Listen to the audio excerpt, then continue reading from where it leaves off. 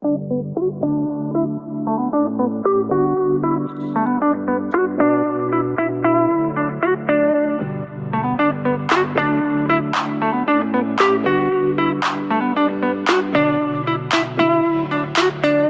the Road to World Cup 26 podcast, your deep dive into everything FIFA World Cup every single week. Part of the Global Sports Podcast Network.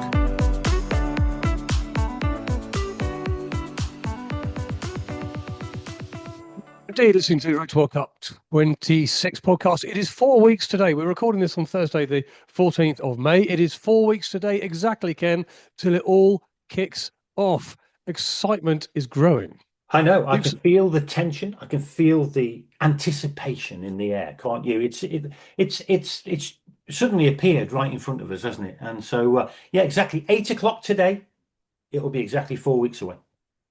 Yeah, I wouldn't say it's appeared right in front of us. We've been doing this podcast for well over a year. So yeah, suddenly, it's like it's always been a year away, and suddenly it's a month away.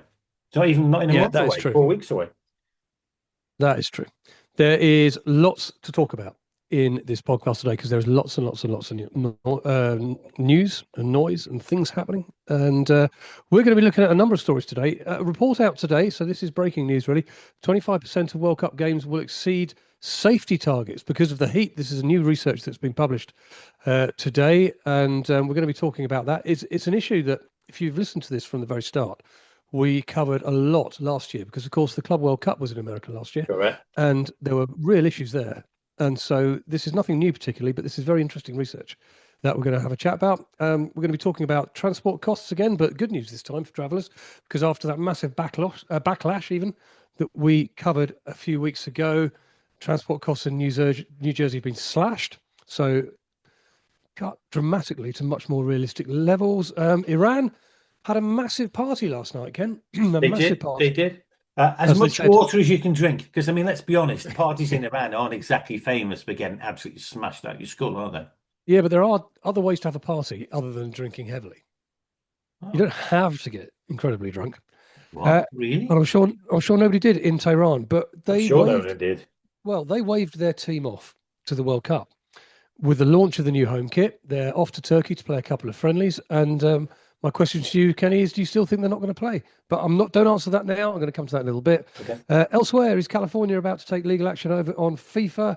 The half-time lineup for the entertainment at the World Cup final has been announced. The England World Cup squad has been leaked. It's not due to be publicly made official till next week, but some of it's been leaked.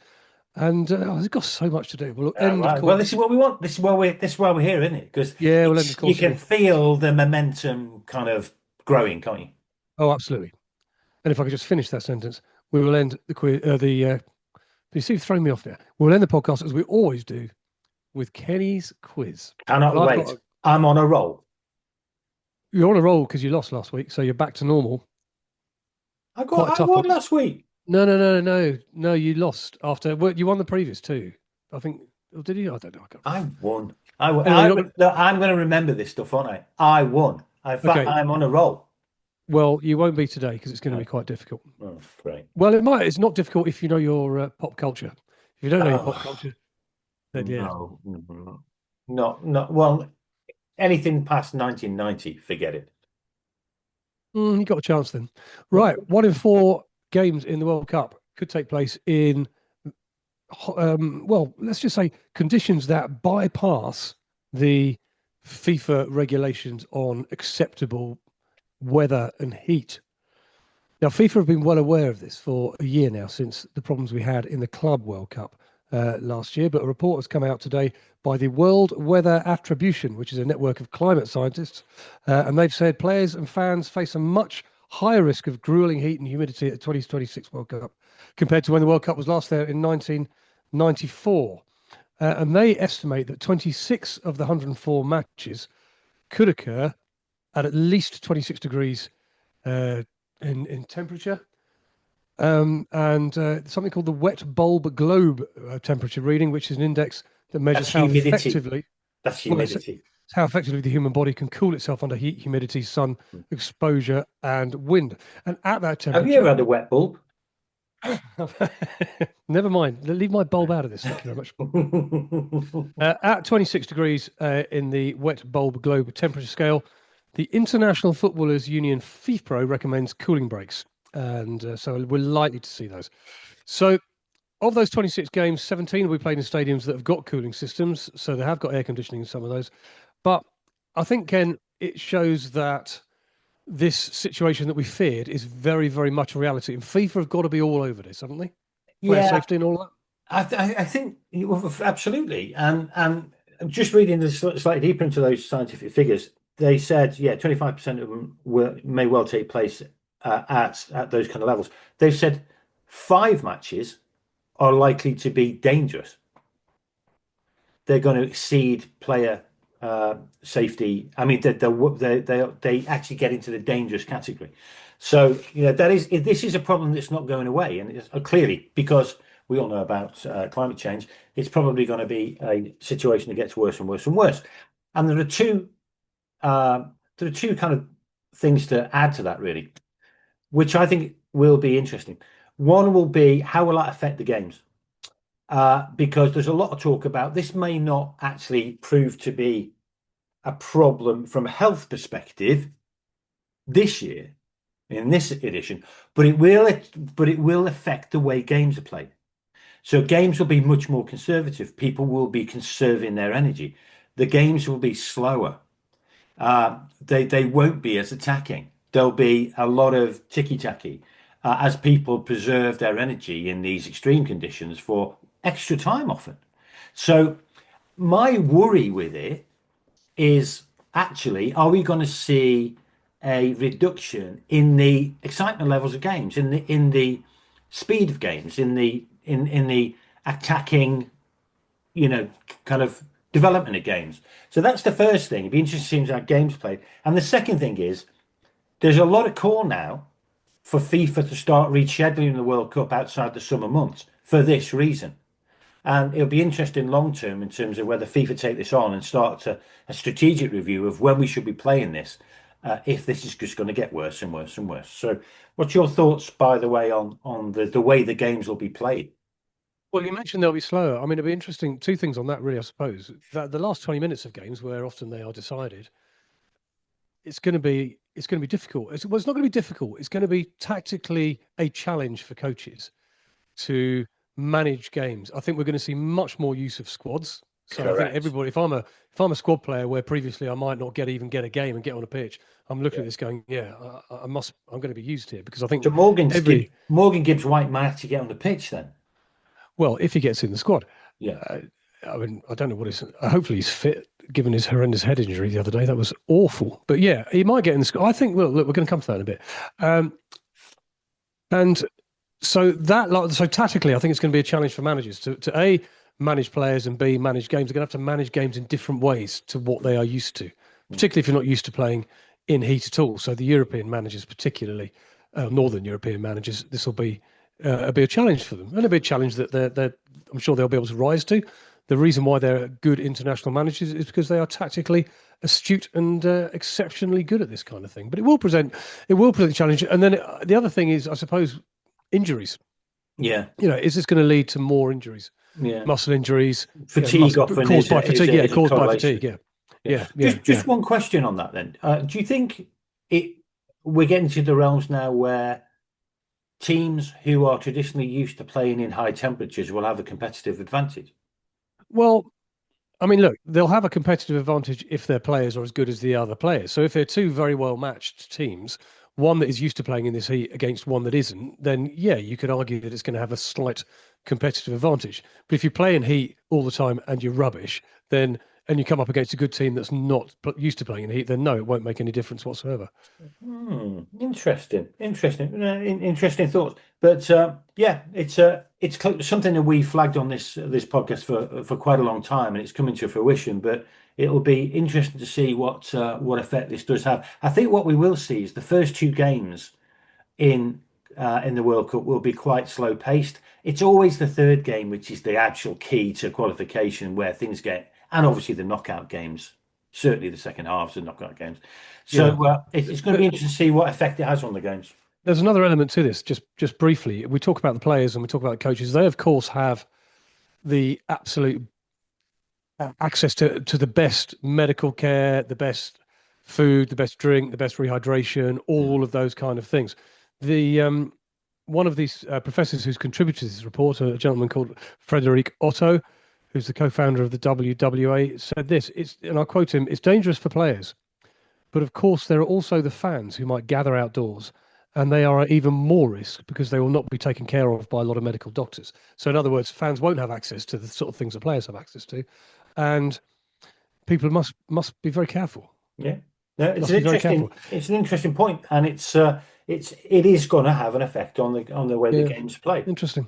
There are three stadiums, aren't there, that have air conditioning. So roofs closed, air conditioning. They'll be fine. They are Atlanta, Dallas, and Houston are the three stadiums that have air conditioning and roofs. So they'll be all right. But the rest of them, you're gonna have to be careful, people. You're gonna have to be especially in careful. Mexico, it's going to be very hot. Now, a few weeks ago, we were complaining bitterly. I think this was the edition where we officially named the World Cup the rip-off World Cup. And do you know what, Ken? I think the powers that be have been listening to us because since They then, always listen. well, since then, all we've been reporting on are prices coming down. We talked about Infantino's been sending us email after email. Just calm down, lads. Can you not give me such a hard time?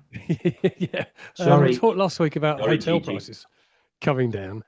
This week we're talking about transport costs coming down because, of course, a few weeks ago there was uproar when it was announced that getting to the MetLife Stadium in New Jersey from Penn Station in New York, either by train or a bus, was going to cost you the price of a small mortgage, and it's $150 at one stage for the New Jersey Transit. Buses, like a short bus journey, was $80 and all of that. Anyway, following the backlash, the prices have been slashed by 75% in some cases. So the bus journey the bus journey that was going to cost you $80 will now only cost you $20, which is much more realistic. While the train fares have dropped from $150 to $98. I mean, that's still very expensive. Don't get me wrong. That's still very expensive, but it's cheaper. So that's good. They've increased the number of tickets available on the buses to 18,000. So that's good. That's from 10,000. And a lot of this is down to the New York governor, Kathy Hochul, who's given $6 million to the host committee for the bus prices, particularly. Well, victory for common sense. Well done. Well, victory for common sense, and they talked previously, didn't they? The authorities saying, well, we're not going to force the residents to bear the cost of this through their taxes and all of that. So that grant will be there on the condition that 20% of bus tickets will be reserved exclusively for New York residents. So they'll get first pick, if you like. So, yeah, good news. Yeah, Good I news. wonder if this is all playing into this idea that's starting to develop. And I was talking to someone in America about it, and they confirmed it, that levels of interest at an international level are really nowhere near what they predicted.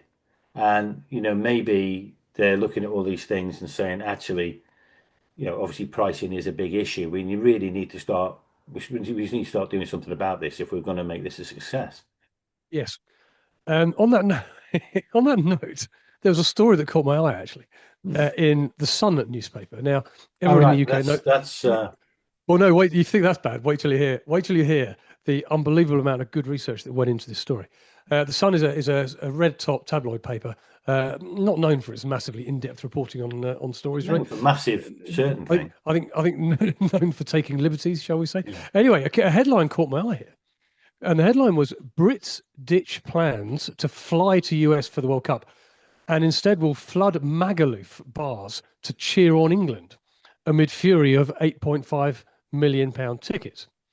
And I thought, well, that's an interesting story. I wonder what the data is behind that. That must be well researched. Are all the England fans, instead of going to America, going to Magaluf, going to Spain, which, to be fair, is a very well-known hangout and holiday destination for English people. So I read down the story and I thought, though, would you? Well, you just came back from Benidorm, didn't you? I did have a weekend in Benidorm last year, yeah. And I tell you what, I would not want to be there. And so I thought, well, this is good. I wonder what report. I'd like to get hold of this report that sees, whatever the data is and the science behind all this research. So I scrolled down, and it turned out that the all this research was a bloke going around talking to a group of lads in a bar in Magaluf, saying, "It's a bit expensive going to America, isn't it?" And they said, "Yeah, it's much nicer here. It's £4 a pint." That's it.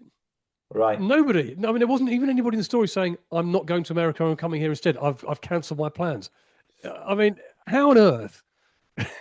Yeah. How could it get away with It's not a such big sample size, shoddy is it? journalism? I mean, it's No. just ridiculous. Yeah. That's Absolutely ridiculous. But it did make me laugh. It really But did. but I do think there is an issue It's in good. terms of actually numbers of people are prepared to go and spend that kind of money and go to Yeah, the US. I think, and we perhaps come to that in a second. But it's still an issue. But good news on the transport cost.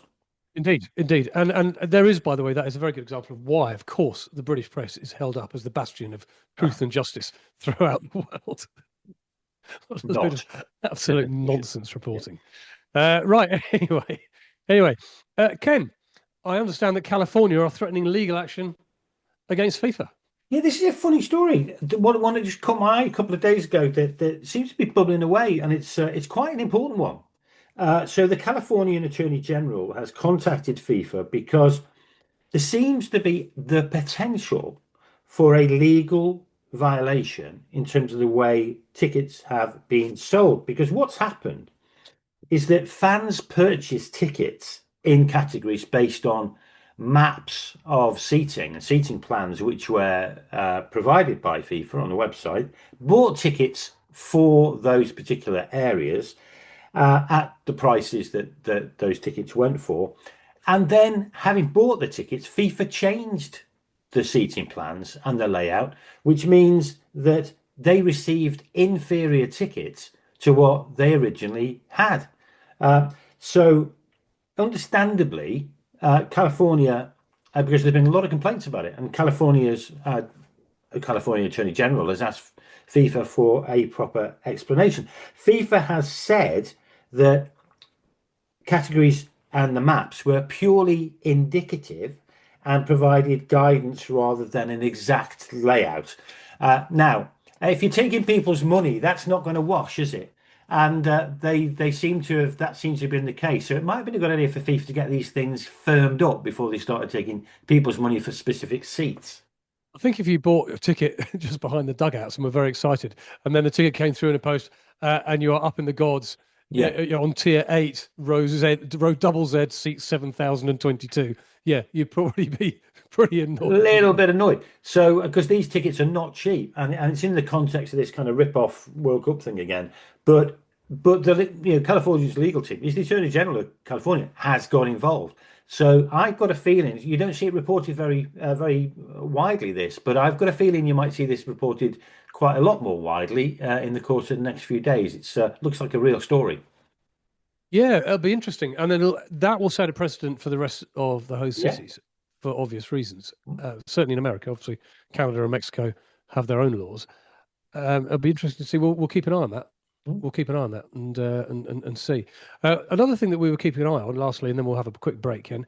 The other thing we've been keeping an eye on is there was a meeting in the middle of the week between Infantino and his colleagues and our friends from the Iranian Football Federation. Mhm. And we kind of thought, you and I have been kind of going back and forth on this over the last few weeks of, will they, won't they, will they, won't they? I've always kind of maintained a line that I think Iran will play. You've always maintained the line, no chance whatsoever. And we felt that this meeting might throw up something and precipitate, shall we say, an answer one way or the other. And it might well have done because last night, Iran's footballers had a big party in Tehran as a farewell. Thousands of people gathered, and they are off to the World Cup. The new home kit was announced, and everybody had a look at that. And they've got a couple of games lined up in Turkey. They're going to the World Cup, as far as they are concerned. However, Except, there is a little bit of a caveat here. There's a little bit of a caveat. So, looking at some of the quotes from last night, Hediat Monbeni, who's the Secretary General of the Iranian Football Federation, said, well, I'll take half a step back. Iran said, look, we want to come and play, but there have to be some caveats. And one of the caveats was that everybody's got to get a visa easily. And also, when they're over there, they need enhanced security. It was nothing it was nothing outlandish in their caveats. It's not like we need a bowl full of jelly beans for each player or anything like that. It was all sensible stuff: security, respecting the nation, respecting the flag, and all of that. Stuff that essentially everybody else gets as a matter of course. So that's fine. But Monbeni was saying yesterday, nothing has arrived yet regarding the visas. We hope that it will definitely be handled within this time frame. FIFA has made promises, and hopefully those promises will lead to results and the players will receive their visas on time. And that's fine. Now, our old mate, Mehdi Taj, who is the president of the Football Federation Islamic Republic of Iran, to give us his full name. He was the guy who got stopped at the Canadian border in Toronto a couple of weeks ago and not allowed into Canada, which risked a little bit of a diplomatic storm. Never really came, but there you go. He's been he can't help himself. I think when I read these quotes and I listen to these people, you think, right, you've got an opportunity here.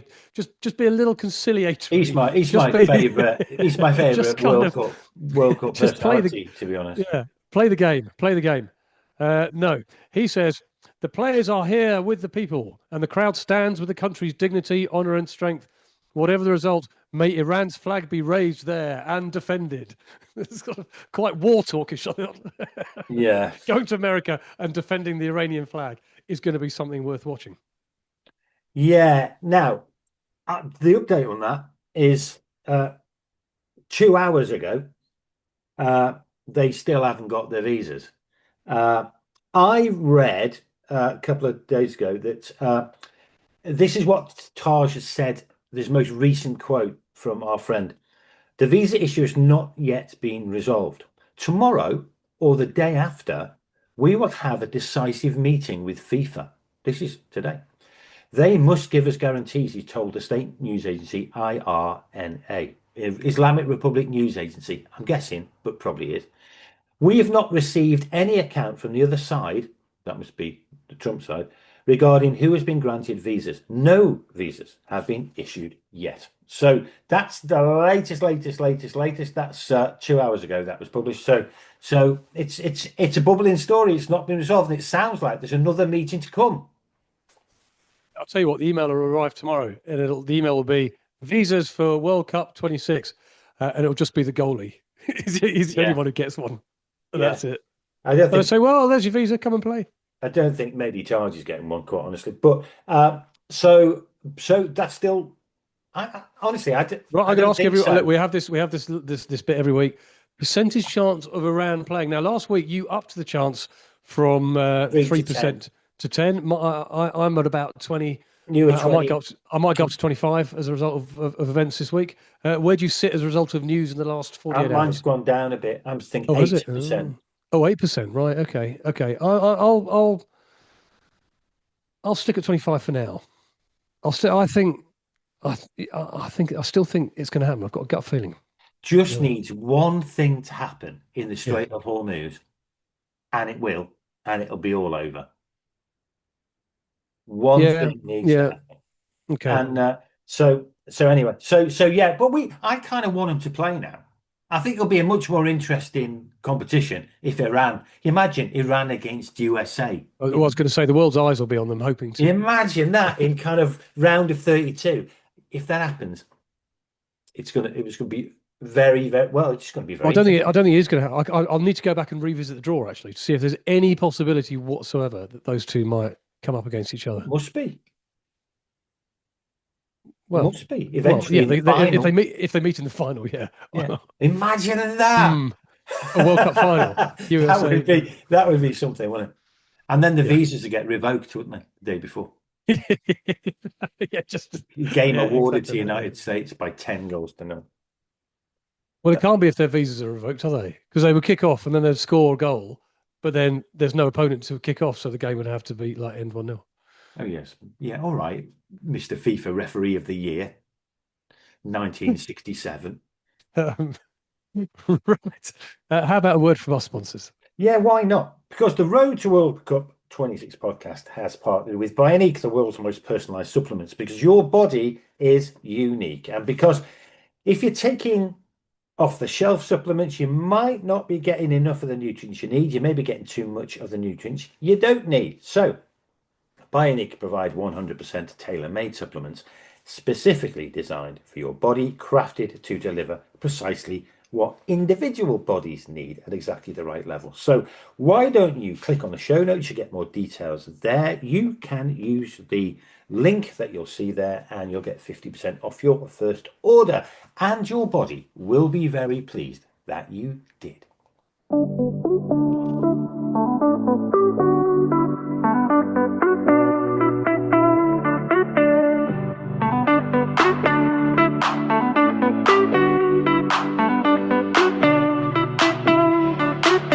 It's the Road to World Cup 26 podcast, your deep dive into everything FIFA World Cup every single week. Part of the Global Sports Podcast Network.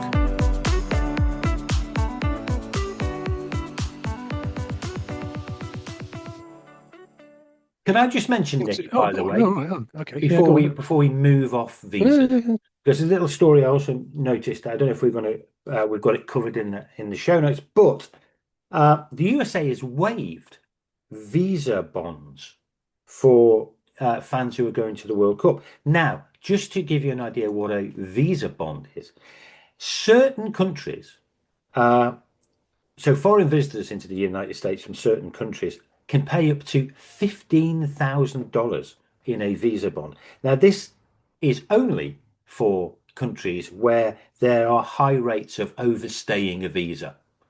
So this is something that he's recently brought in, as Trump has recently brought in, and 50 countries currently pay that bond. 5 of them are qualified for the World Cup.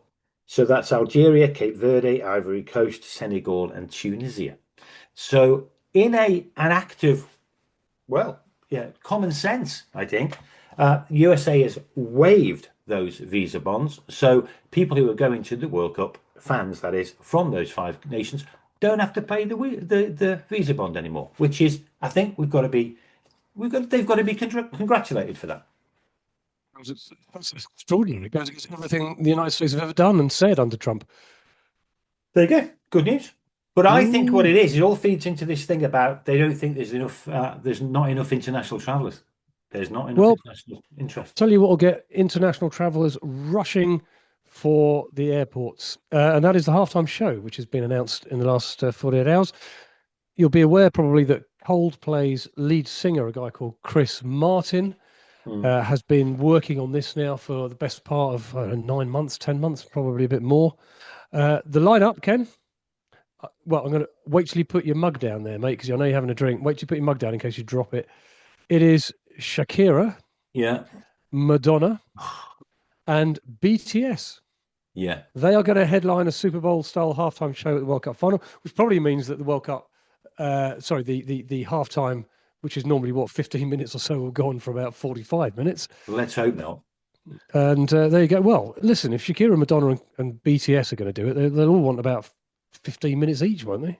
How old is Madonna? It could be an hour long after. How old's Madonna? How old do you think she is? I know how old she is. How old do you think she is? Oh no, I'm asking you. She is 67. She'll be 68 a month after the World Cup. I mean, if they've got stage, they'll need a ramp, won't they? Yeah. Born on August the 16th, 1958. She's 67 years old. Yeah, exactly. She's just released a new album, Confessions on a Dance Floor. That's the name of her album from years ago, isn't it? This is maybe version 2. But, I mean, she looks like my Auntie Hilda. I mean, this is not exactly, and it's not, I mean, let's be honest, Shakira, Madonna, and BTS, I mean, that's not the most kind of exciting lineup in the world, is it? No. Madonna released Confessions on a Dance Floor in 2005. Yeah, I think this is like 2. Yeah, this is called Confessions 2. Yeah. But, yeah. Oh, great. But, I mean,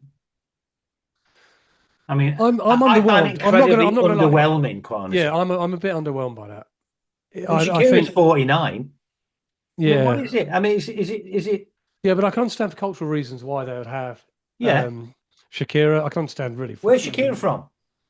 Huh? Where's Shakira from? Well, Nikki, quiz. Shakira's from Colombia. Correct, she is. That was number 3 in Kenny's quiz today. I'm gonna have to find a new question. Oh, right. Okay, there you go. Mate, you knew that, so you've blown an answer that I'm going to get Oh, right. I'm gonna have to find no. another one. So anyway, I'm a bit underwhelmed by that. By the way, Nick, if you were in charge and not Chris Martin of the halftime show, who would you have? As if I didn't know. Well, I think headlining it would probably be you and me doing that Chaz and Dave cover we did in the Oh, Buckley yeah, Derby a few years ago. that was good. Ain't That no went pleasing down you, well. Yeah, because that brought the house down. it did bring the house down. Literally demolition. It was ordered straight It's after. not, it's not, But I but mean, it'd still be more entertaining than Madonna going around on a Zimmer frame. yeah, I'm not sure. I mean, look, I'm a bit old-fashioned like this. When it comes to half time, get them in, give them a drink, give them half an orange, and get them out again. You know, I always think that even at 15 minutes, I'm getting bored. Now, did you know, by I the don't way? want to wait. And what about on a serious note here? Now that I'm just thinking about this, what about the players? Hmm. Because they will just cool down. They're going to have to come out and do a Injury full risk. warm up again if Injury they risk. sat there for 40 minutes or whatever it is. Yeah. By the way, I checked the Madness. rules on this. I checked the rules, and the International Football Board law states half-time may only be extended with the permission of the referee.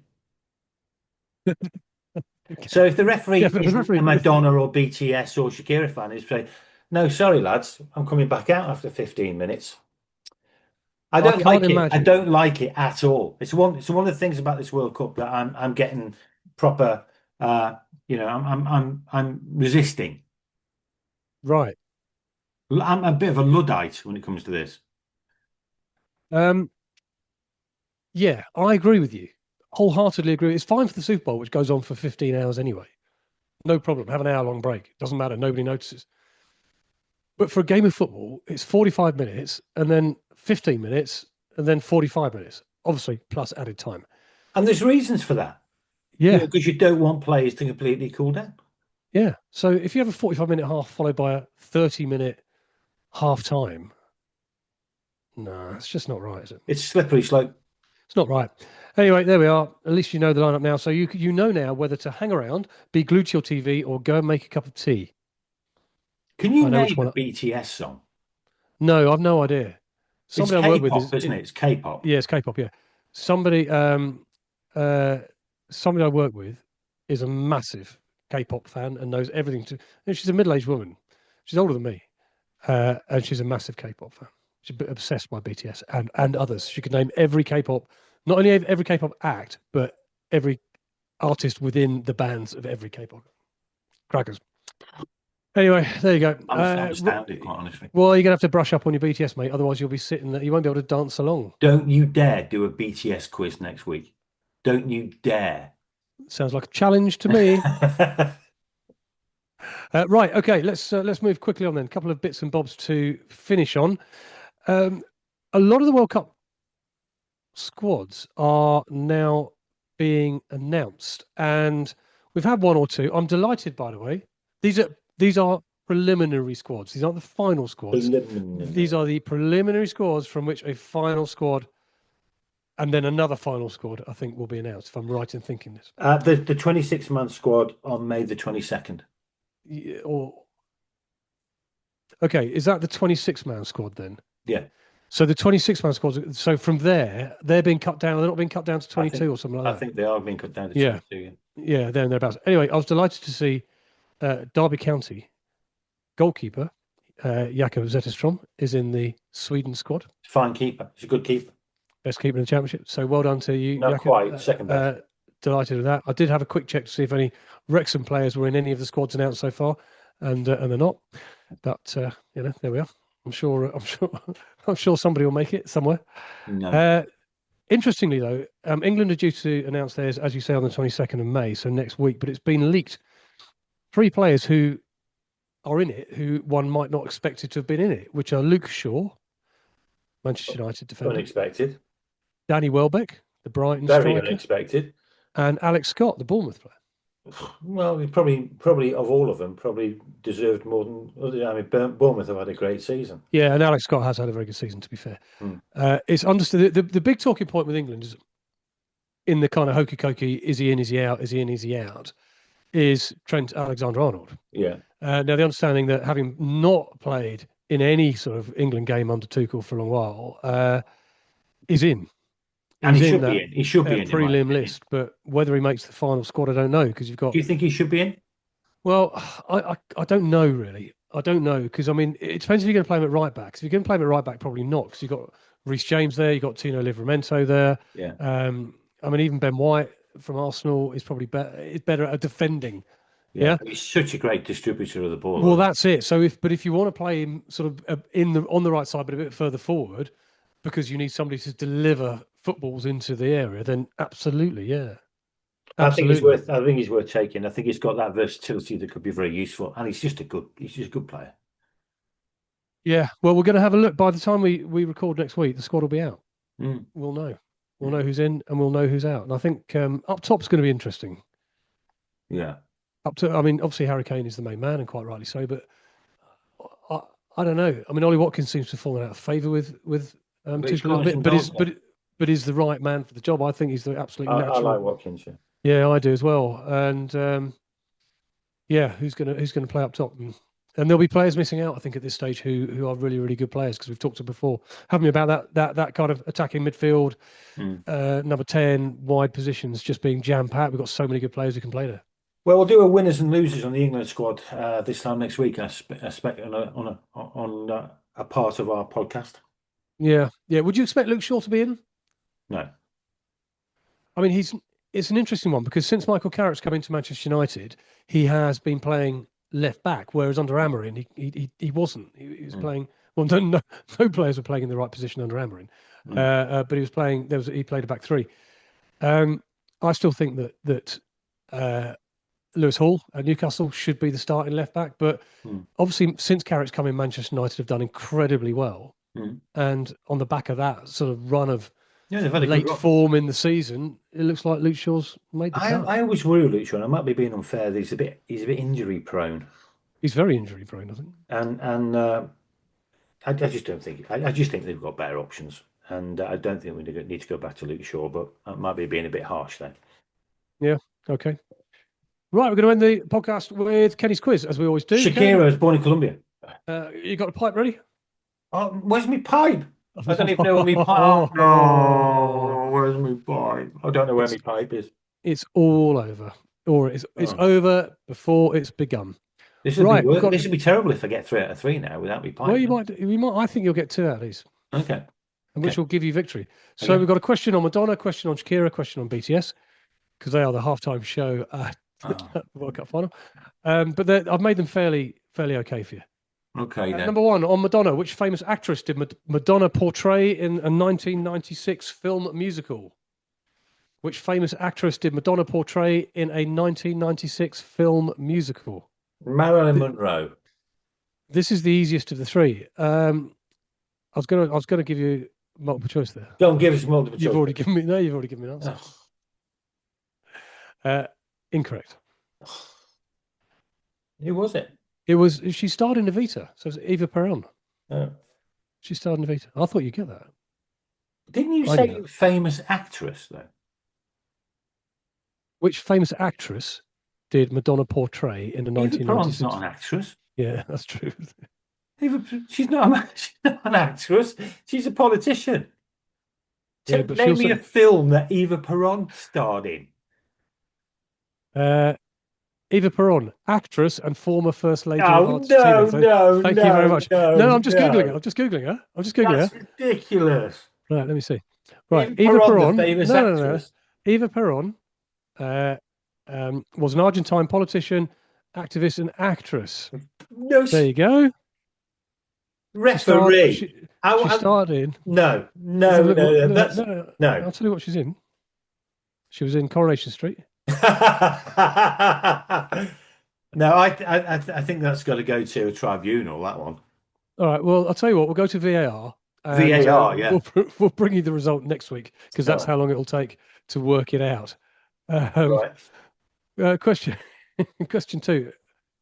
She's an actress. Don't try and argue with a referee. All right. Right. This is your Shakira question,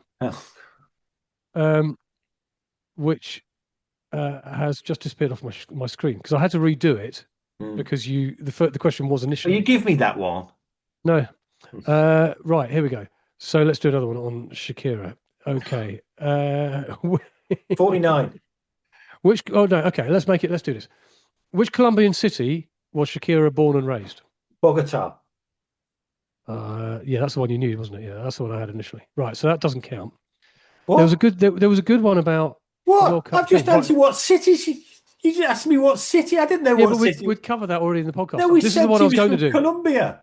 No. But you said when we said Colombia, you said Bogota at the time. Right, here we go. Referee. Shush. For which global event? You should know this, by the way, or you should guess. Well, I've known the last two, so yeah, go on. I didn't know you're such a closet Shakira fan, but it turns out you are. For which global event did Shakira record the massive anthem Waka Waka, This Time for Africa? Waka Waka, This Time for Africa. I'm glad I never heard that. I'm saying the Olympics. Oh, mate. Right. I'm going to help you now because I feel like you're a bit hard done by. What? What is this podcast? It's a World Cup podcast. The World Cup. The World Cup. When though? Which South one? Africa. Which year? 2016. You fool! You absolute idiot! What? What was it? The answer was the 2010 South Africa World Cup. I mean, I couldn't have made it any easier if I just said the answer myself. All right. Okay. It's the pipe, isn't it? I'm missing the pipe. Give it the third one then. What chances have I of getting the BTS one right? Well, you've got a 1 in 4 chance because I'm going to give you multiple choice here. Please. In which year did BTS make their official debut with the single No More Dream? No More Dream. No, it might go like that. It might not. Please. Is it 2000? It might go like that. We haven't got enough listeners for you to start singing. Is it 2011? Yeah. 2012? Yeah. 2013? Yeah. 2014. By the way, our listeners are going through the roof, by the way. The numbers are they are. Yeah. 2011, 2012, 2013, 2014. I think they all tune in. Obviously, 2014, isn't it? Oh, mate. 1 year out, it's 2013. 0 out of 3. It's well. Next, I'll have the pipe ready next time. I've felt terribly cheated on that. Eva Peron, the famous actress, Bogota, who no one mentioned the word Bogota until that moment, and then a BTS question. I reckon. Yeah, okay, fine, but it's a bit like being 3-0 down and scoring in the last minute. I'll give you a consolation if you want, but you still lose. So just call it 2-1, but defeat is still yours. Yeah, I definitely still lose. Yeah, somehow, but. Anyway, honestly, we're going to have people writing in about this. So this has been a disgrace. They're going to send a recording of this to FIFA for adjudication. Anyway. Road to World Cup 26@gmail.com, people. If you want to just write in and complain about Ken's attitude towards this quiz, which is not in the spirit in which it should be. Right, that's it for the podcast. Thank you very much indeed for joining us. It's been packed with news and views and bringing you right up to date here and now, everything that's going on in the world of the World Cup 2026. Not long to go. Kenny, have a good week, my friend. I'm going to the FA Cup final on Saturday. Are you? Yeah, in some very posh seats to watch Chelsea versus Manchester City. Well, let's just hope FIFA hasn't changed the seats and you're actually in a bus shelter 3 miles away.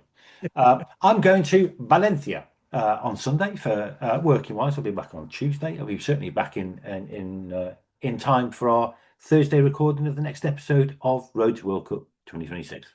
Well, have a great time, and wherever you are listening in the world, also have a great week. Until we meet again, look after yourselves, look after each other.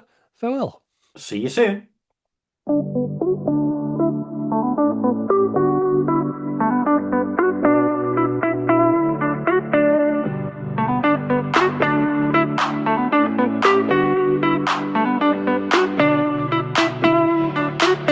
It's the Road to World Cup 26 podcast, your deep dive into everything FIFA World Cup every single week. Part of the Global Sports Podcast Network.